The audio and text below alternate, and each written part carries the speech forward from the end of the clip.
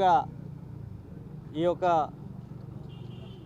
Osmania university కేంద్రంగా ఉద్యమాలు చేసి ఎన్కౌంటర్లో మరణించినటువంటి విజయలక్ష్మి గారికి ఈ సందర్భంగా ఉస్మానియా యూనివర్సిటీ విద్యార్థులుగా నివాళి అర్పిస్తున్నాము.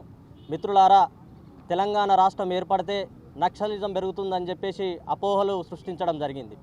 ఈరోజు తెలంగాణ రాష్ట్రంలో నక్సలిజం తగ్గుముఖం పట్టినా కూడా ఈరోజు తెలంగాణలో ఉన్నటువంటి ఒకప్పుడు ప్రజలందరూ కూడా భూమి కోసం భుక్తి కోసం అనేది పోరాటం చేసి ఎస్సీ ఎస్టీ బీసీ మైనార్టీ వర్గాలుగా ఈరోజు అణగారిన వర్గాలకు జరుగుతున్నటువంటి అన్యాయానికి అణచివేతకు వ్యతిరేకంగా ఒకరోజు గన్నుబట్టినటువంటి ఈ నాయకులు అందరూ కూడా విప్లవాన్ని సృష్టించాలని చెప్పేసి ఆ రోజు దళిత బహుజన వర్గాలు అన్నీ కూడా అడవుల్లోకి వెళ్ళడం జరిగింది.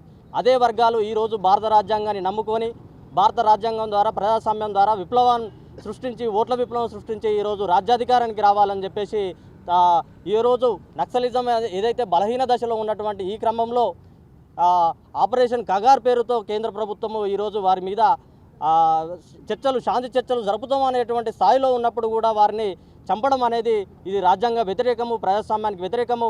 ఒకవైపు మోడీ ప్రభుత్వము ప్రపంచ వేదికల మీద మేము బుద్ధుని ల్యాండ్ నుండి వచ్చినాము, ల్యాండ్ ఆఫ్ బుద్ధుని యొక్క ఆచరణలను మేము అమలు చేస్తున్నామని చెప్పేసి ప్రపంచ వేదిక మీద ప్రకటిస్తూ ఈరోజు ఇలాంటి క్రూరత్వానికి ఒడిగట్టడం అనేది మేము తీవ్రంగా ఖండిస్తున్నాము.